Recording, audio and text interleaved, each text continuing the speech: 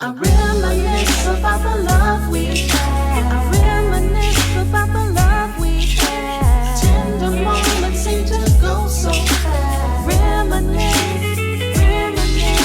I reminisce about the love we had. I reminisce about the love we had. A love so strong it will never pass.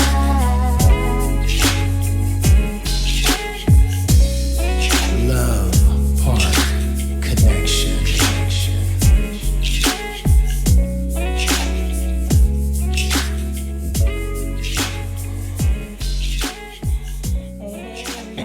Hey everybody. How you guys doing today? So today we are going to talk about Wait, before you even get into all that, I mean, what? we doing something different. We trying out the video thing now. Yes, we trying the video. You just didn't We just try- rolling yeah, I know. on past it.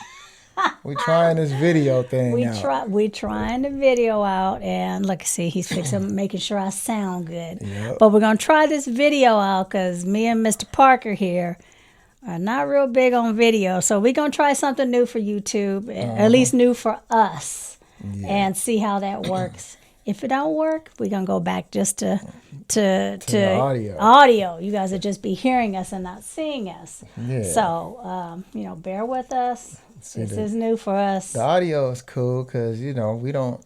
I don't have to could put on no do have to put makeup. on makeup. She don't have to put on makeup. I could be up here just Hair looking. looking scruffy, and I mean I'm looking scruffy now, but I mean I can be scruffier.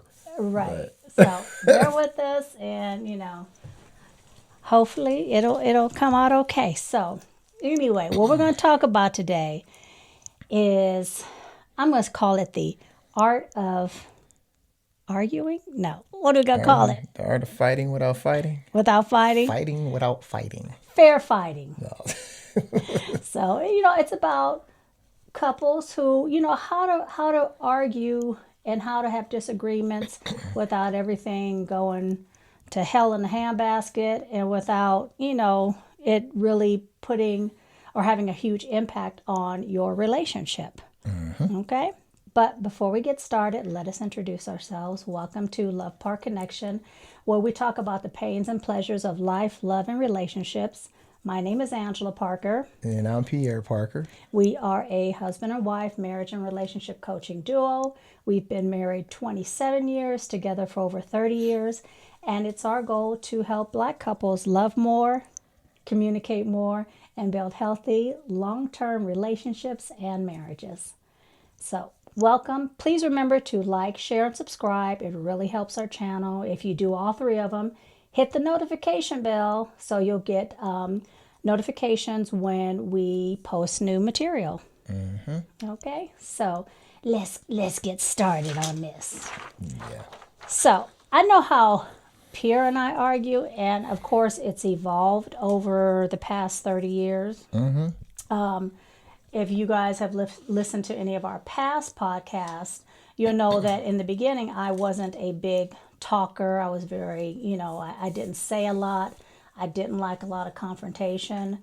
I didn't want to argue. So I just kind of I internalized everything. As I have come out of my shell with the help of Mr. Parker, and and a good friend of mine, I have been more vocal about, when I don't like something, when I'm upset with something. But we always try to keep our arguments, and again, this has evolved. We try to keep our arguments and our disagreements civilized, respectful, but also making sure that we both get our point across. So that's kind of what we want to talk about: how we handle our disagreements, and some of the things that might be able to help you and in your relationship handle disagreements with your spouse or significant other. So, babe, what are some ways, especially for you, that have helped you be able to disagree with me, and to make sure it doesn't get out of hand? What are some of the Be able to disagree with you. what? To be able to To be able to not get mad, too mad, and crazy in the argument. Yes. Not that I ever make you so upset that you just, want to flash on me. Never. Oh. So what are some of the ways that, you've been able to make sure it just doesn't get out of control? The biggest way is the thing I've always said on a lot of our podcasts: walk away. Right. When it starts to get a little too much, I just be like, okay, you know what? I'm going over here. I'm gonna go walk over here, and I'm gonna go chill over here. You can be over there with your attitude and all that stuff all you want. I'm going over here because I'm not gonna have myself getting all mad and crazy and things like that. Having two people mad and crazy and just going off is. What are some of the techniques when you're not walking away? Let me say the conversation's just it hasn't gotten to the point where you're ready to walk away. But what have been some of the techniques that you've used when we have a discussion? It might not be overly heated, but it's a discussion that needs to be had, and we need to sit down and hash it out. Some of the techniques, I don't know. Try to, as I'm older now, I try to listen a little bit more to see if I can get an understanding of what you're saying. Right. Try. It's hard when both of you guys are really passionate about what you guys believe in and what you're talking about and all that stuff. But you got to kind of try to listen to that other side to see. To really get an understanding. Right. So you're doing that active listening. You're listening to understand and not necessarily to respond. Yeah. Right. And sometimes that could be taken the wrong way because, that could sometimes when I may be trying to just really get an understanding and I'm like, okay, well, what do you mean? What is this? That sometimes in a bad way, that can sometimes make you even madder. Because you think that I'm not, you're not understanding on purpose, or I'm just being a butthole about it. Right. But no, a lot of times I'm actually trying to really understand and get a grasp on it. And it's nothing wrong with asking. If you're sincere about it, ask. I don't understand. What are you saying? But don't ask in a way that does sound condescending or like you just, like you said, just being an asshole. Yeah. That you're really trying to get an understanding of what your spouse is trying to say. Exactly. So, and like you said, you want to understand, but you want to make sure to, I would say, repeat back what that person is saying, what your spouse is saying. So that you're understanding, because you could think you're understanding what they're saying, and then they were like, no, that's nothing. That's not what I'm saying. And that's happened quite a bit. Right. You got to get clarification. So repeating back, okay, this is what I think I heard you say, is a great way to try and get that clarification so the misunderstandings don't continue. Yeah. I know one of the ways, at least for me, is and this is something that's over the last couple of years, is that I have to realize in my own head that what we're disagreeing about, is it really going to matter in, 5 minutes, 5 hours, 5 days? So is it really important enough that we continue to carry on this argument or this discussion? Because is it really going to matter in the long term of things? Because we all argue about some things that are very important, and then other things that are just like, why are we even arguing about that? Is it really that important? And it might be really that important to you, but for me it might not be. So why will I continue to argue about this? It might just be easier to say okay and let it go. And I've had to, in my own head, had to ask myself on a number of occasions when we have discussions, is this really that important to me? And if it's not, why am I going to continue to argue about this particular topic? Yeah. So, That's one thing we really have to think about. Don't just argue for the sake of arguing or because you feel, well, I want to get my point across and I want to win this argument. Because it's not about winning. No. It's really not, especially in a relationship. It's not about winning. No. So it's about, you guys being able to compromise, and I'm not going to always get what I want and you're not going to always get what you want. And that's to me, that's compromise. Yeah. Or like we said before, you can agree to disagree. He hates that I word. hate that. I agree to disagree. I like throwing that term. Okay, we're just going to have to agree to disagree. Like, I hate that. I hate We're that. going to fight this out. We're going to fight it out. Ugh. So, one of the other things is staying calm. Yeah. Don't let the emotions get out of hand, ladies. And I'm not saying men don't do it either. I'm not saying men don't get overly emotional. But ladies, we're good at getting all up in our feelings. So we've got to remember, stay calm.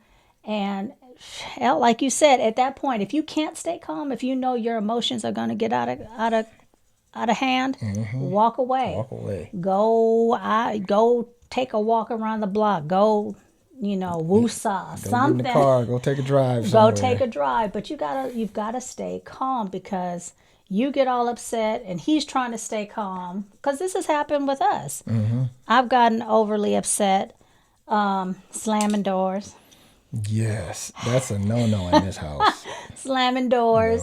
What did I crack I slammed the door so hard. I really don't want to think about it. I don't.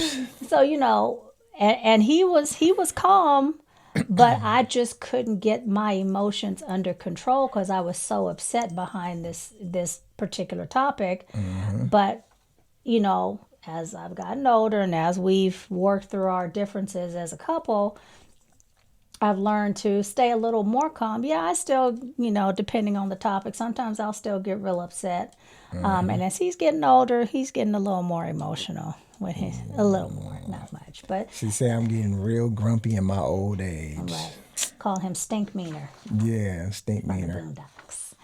So yeah, take a deep breath, try to remain calm, and responding in anger and frustration, all it can do is escalate the situation.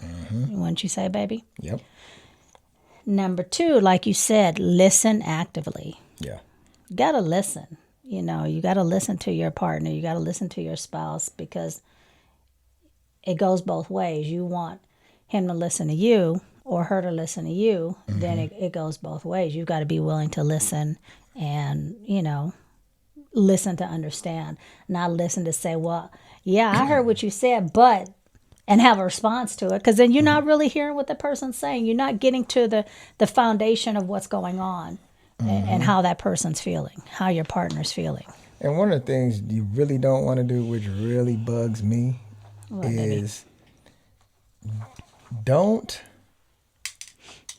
First of all, you know how I am about cutting off. I hate. Don't cut me off when I'm talking. What happened to our light? Our light just decided to just go on. Oh, you know why? Because the thing ran out of charge. Oh, okay. Oh, well. So, all right, whatever. So, y'all still see us. I think we still here. We yellow enough. Anyway, right. But yeah, that's the one thing. Don't cut me off when I'm talking. When your partner is talking, don't cut them off. That's just straight disrespectful. Or the other thing is, let them get their point. Let them get their point out. Right. Don't, if they're trying to say something and you just cut them off, I already know what I know that's not. No, don't do it. Don't do no, that. don't do it. I'm going to grab this. Don't do that. Because that just makes it even worse. Sorry, y'all. I'm trying to get that so I can plug it in. You trying to. We can plug it in over there. Is it even going? I don't think it's going to reach. It don't reach. There you go. Oh. Sorry, y'all. It's mine. Got to make sure we have enough light. I want to make sure we, Oh, it goes on this side. Okay. So hopefully that'll get our other light back on. But yeah, don't. Yeah, cutting off. I totally agree because I'm not bad with that. I don't think because I'm sure he would tell me. But I do have my moments because again, I think, and I have to practice what I preach because I'm trying to say what I want to say. I feel what I have to say is important, and instead of active listening, really listening to what you're saying, I I'm guilty of it even to this day. I have to really focus and say, okay, what is he saying? And don't cut him off. Listen to everything that he's saying. And especially in a disagreement, especially, if you're just having a normal conversation, I can understand when you're heating the heat of the discussion and it's not an argument that you guys have a tendency, we'll have a tendency to cut each other off, but it's not because we're arguing. It's just because we're having this, great discussion. So that's different than when you're, cutting someone off when you're having a disagreement. Yeah. So no, I get that. That's really just, to me. That's just a pet peeve of mine. I hate that. I don't like listening to. There's podcasts and interviews and stuff like that. I'll be listening and I keep hearing them cutting each other up. I'll turn it off. He does. And even when we're at work and we have meetings and things like that, they know I can't stand that. And I'll sit there and if I want to ask a question, I put my hand up because I don't want to just cut off somebody else who's talking. Right. So that is just the most disrespectful thing when you're just cutting people off and jumping in and start talking when somebody else is trying to say something or whatever. So in a discussion with your loved one, that's highly disrespectful to me. Yeah. You just cutting this person off and not letting this person express what they have to say. Exactly. If you're able to get out what you want to say, but then you don't want to let somebody else speak. That's not a conversation and that's not a discussion. Right. Because you're not hearing that person. Exactly. You're not hearing that person. Focus on, this is a good one, focus on the issue and not the person. So we have a tendency when we're getting to, and this is, I'm not necessarily saying us, but folks have a tendency to look at the person and point the finger at the person. You did the you. And for the most part, the issue is not the person. It's the issue. So the problem is not the person, it's the issue. So that's what we need to focus on. Focus on that issue. Now, if it's something that, if it's something that person's specifically doing, then that's a topic that, yes, you really, okay, example, and may not be the best example. If that person's cheating on you, which is a whole nother problem in and of itself, then yes, that does need to be focused on the person, but also why are they doing what they're doing? Yeah.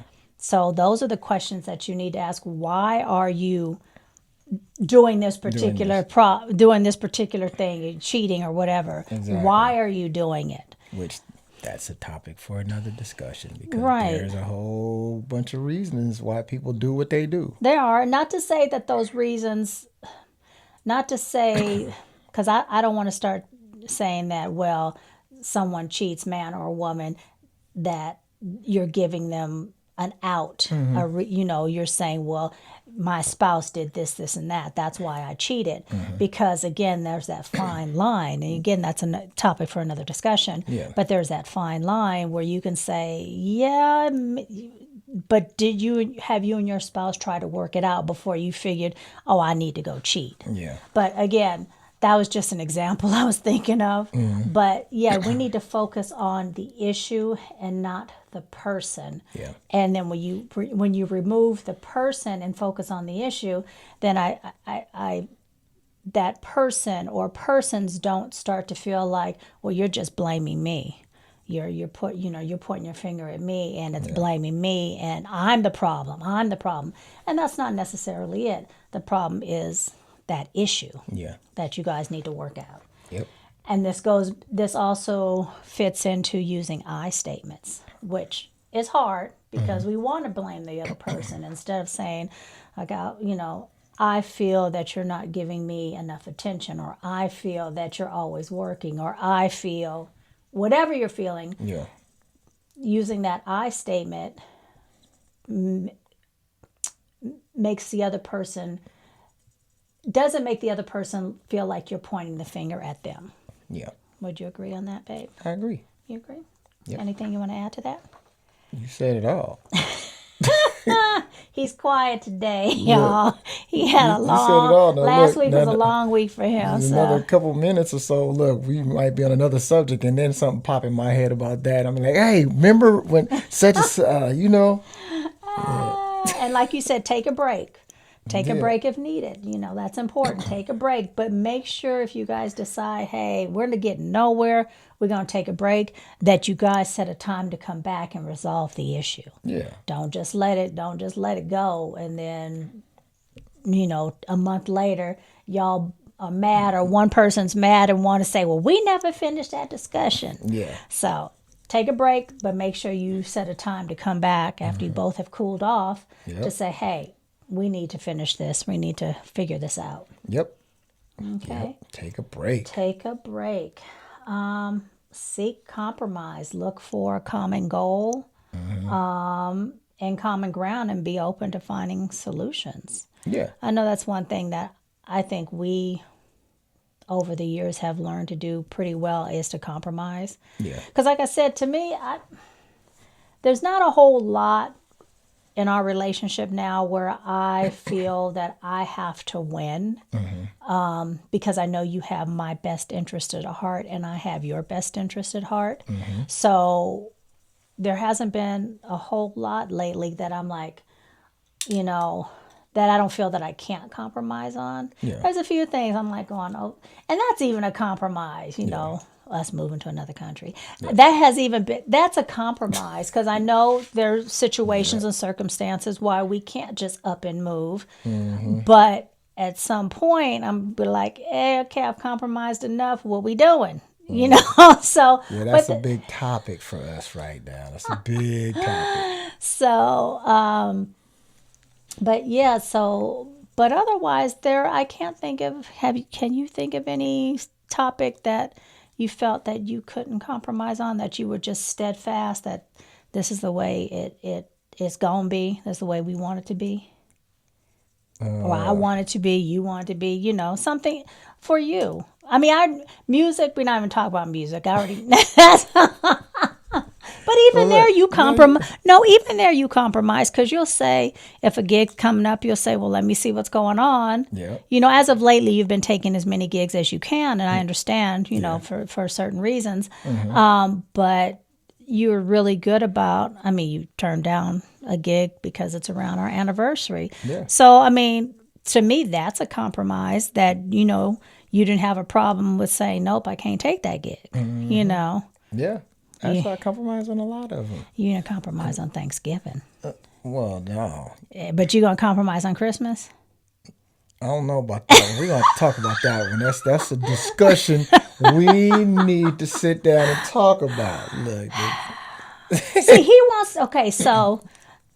wants to work on Christmas. But look, I've never worked on Christmas. Right. And why start now Because we empty nesters. But we're going to go see the grandbabies. I get off at like 12 or 11 to 12. They live all the way in Sacramento. That's 2 hours away. So if we left at if we left at 1, we wouldn't be there until 3. We'll get there right when they get ready to have some lunch, dinner, whatever, or whatever, breakfast. Anyway, so that's one of the compromises that I don't feel like making. Yeah, I don't want to compromise on that. Because he worked on Thanksgiving. He worked a double on Thanksgiving, so I don't see him on Thanksgiving. That was money. I know, but now he wants to work on Christmas in the middle of his vacation, y'all. Money. This is the middle of his vacation. He takes vacation the whole month of December. He wants to work in the middle of his vacation. Yeah, money. Oh, my gosh. Anyway, so that's a compromise we're going to have to talk about. Yeah. It might not be a compromise. I might lose this one, but I'm a fight tooth and nail. Normally, I lose that one. There's been other Christmases I was saying. Because our kids were younger. No, last year I was talking about working on Christmas, and you was like, no. So I didn't. I compromised. Is that how I looked when I said it? Yeah. No. No, you're not going to do it. Mm-mm. Okay. So I compromised. I compromised, and I didn't. Well, then we can compromise again this year. So we're gonna see. We're gonna see. Look, watch. I'm probably gonna end up compromising again this year. I just feel that you don't want to spend Christmas with me now. Whatever. Anyway, okay, so let's go on to the next one. Mm-hmm. Express appreciation. This is the one I didn't think about. Even Express appreciation. so for what? remind For each argument? other. No, remind each other of the positive aspects of your relationship. Expressing gratitude. So yeah, I mean that's important. You think about it. You guys have a disagreement, argument, or whatever you want to call it, and but you guys do have to remember that this argument, this disagreement, should not be the end all to your relationship. I mean, if it is, then your relationship was already doomed. Yeah. If you're going to if you guys can't learn to argue fairly and come to some sort of agreement or compromise. But you also need to realize that the person that you're with, I would hope, if you have a strong relationship, that you're still grateful for that we are together. Yeah. Even though we might be arguing, and it's good to express that, because you get into arguments, people are in their feelings, whether it's a man or a woman, you're in your feelings, and you might feel this person doesn't appreciate me. We're arguing, and and if you're focused on the person and not the issue, then that other person might feel like, well, you don't appreciate me. Yeah. So I think that's great piece of advice, that even after you guys finish having your discussion, hopefully being able to, compromise or figure out a solution, that you can still say, look, I know that we just had this disagreement, apologize, and let that person know I appreciate you. I really do. Yeah. So I think that's, That's interesting. Yeah, I didn't think about that. I didn't think about that either. We're going to start doing that. I appreciate you, baby. After we get through having an argument. I appreciate you. Yeah, I was like, I compromised. I appreciate you. I appreciate you. I'm going outside now. Okay. And if all else fails and you guys can't seem to get it together, you can seek help, whether it's coaching, whether it's couples coaching, whether it's actual therapy, because it might be something even deeper that coaching, can't, help you with. It might be something that stems back from childhood. So I think a lot of times that's what it, not that it's necessarily the childhood, but it is a lot of times baggage issues. Yeah, baggage. I mean, to sum it up. It could be that, maybe a young lady was in a relationship where some guy didn't value her opinion and different things like that. And she's reflecting that on the next person. Right. Or the same thing in a guy's case. He was with a woman that didn't, appreciate him and didn't respect his issue, his ideas or whatever he had to say, know, and he's reflecting that on this next young lady. Exactly. So exactly. Yeah, you guys, that's a big thing. Is the baggage. The baggage is a killer. It is. It's a killer. So I mean, and I've said this before, I'm thankful that when we got together, and we both had baggage, we weren't each other's first, relationship. Yeah. But I'm thankful that you did not bring your baggage. Yeah. And, treat me or think, you just didn't bring your baggage to our relationship. No. So and I think about that now. Of course, when we first met, I wasn't thinking about that, but now I think about it now. Yeah. And that could have had, a real impact on our relationship. We might not be 30 years and counting in if you had brought that baggage that you were still dealing with. You didn't bring it to our relationship. So yeah, baggage can be a cause of a lot of arguments. So again, seek help, seek coaching, seek therapy, whatever is going to work.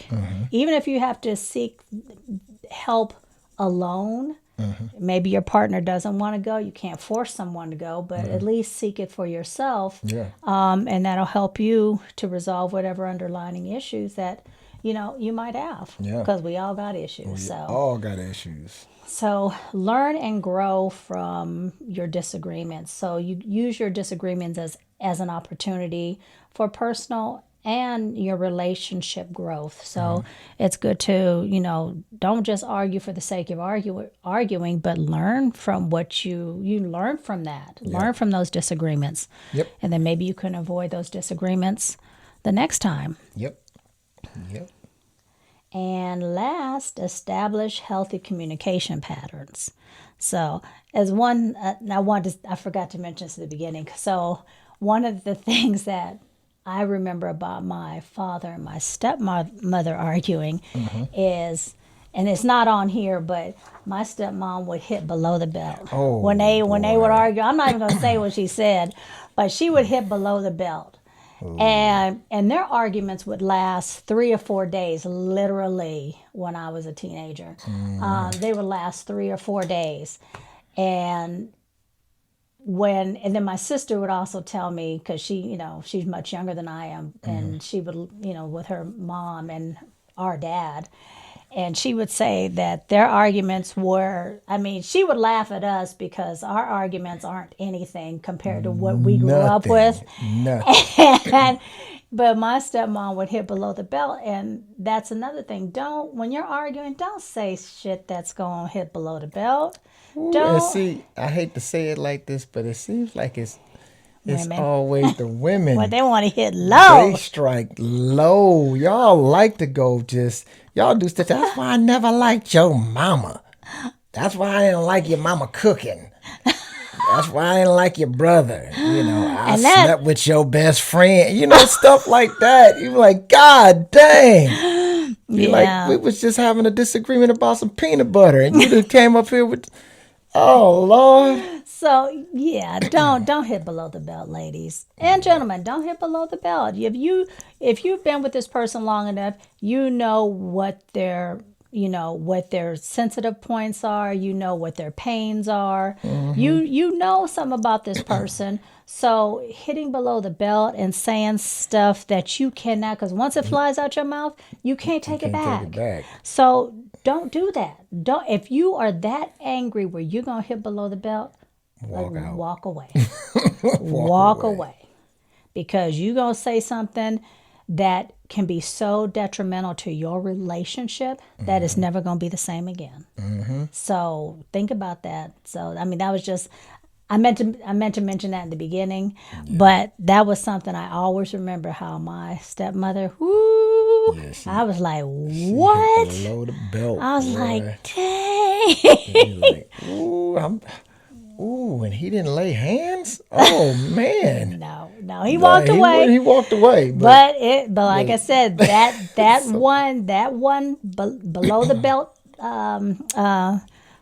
comment made the whole argument lasted way longer than it needed to. So, Yep. Any other wise words you want to give for folks? The one thing I always say is, brothers and ladies, but mainly brothers, walk away. Yeah. Walk away, especially if they hit below the belt. Yeah. Yeah. Because sometimes them hits below the belt will make you want to shake the shit out of them. Look. Or, but walk away, man. Walk away. And ladies, and we've said this before in other podcasts, let them. And gentlemen, if she needs to walk away, let her. Don't stop her. Let her walk away. Because then she might say something to hit you below the belt. Yeah. But you got to have that respect for each other and know when you've hit that, you've hit that point where this argument is going too far. And you need time to just go in your separate corners. Ding, ding. Go in your separate corners. Yeah. And sometimes you can see it coming. Oh, yeah. One of my buddies had me laughing. He was telling me about his ex-wife, and he was saying, man, My ex-wife, man, I could always tell when she was to that point because her eyes would turn black. I was like, her eyes, he was like, yeah, man, all the whites in her eyes and everything just turned black. And then she just started going crazy and just saying all kind of crazy stuff. I was like, yeah, that one right there. Like, her eyes turned black. Well, yeah, that's a sign. Dilated or something? I don't know That's what it was, but he just said her eyes creepy. turned black. I'm like, the whites of her eyes and everything turned black. I'm like, yeah, bro. Yeah. And those are the things you have to pay attention to. You have to pay attention to body language as well. We didn't talk about that, but you got to pay attention to body language. Yep. If you know your spouse well enough, and hopefully you've been paying attention and getting to know who this person's nonverbal cues, what they are, then if you are paying attention and you recognize those nonverbal cues, the body language, then you know that, hey, it's going too far. I might have said something or I might have done something that, it's not a good thing. Yeah. Look, brothers, if you see she start kind of trembling and she's like slowly making her way over to the knives in the kitchen, oh my God. Run. It's okay to run, bro. It's all right. If she's slowly making her way over that way. Oh my gosh. So, yeah, I think we've hit pretty much everything we wanted to talk about on this one. But yeah, it's important to have that open dialogue, but with respect, dignity, and just realize that an argument doesn't mean the relationship is over. Yeah. It just means even two arguments. If you're arguing daily, then there's some problems. Yeah. But we all have disagreements. We're two different human beings, and we're all going to have disagreements because we're not going to see everything completely eye to eye. Yeah. And we have to respect or should respect each other's differences and their opinions. That's right. That's right. Hey, and sometimes the best part is the making up. Oh, God. Making up. Woo! That could be the best part. It can be. Sometimes you might just want to get in an argument just to make up. Oh my gosh. Anyway, y'all. You finished, baby? I guess.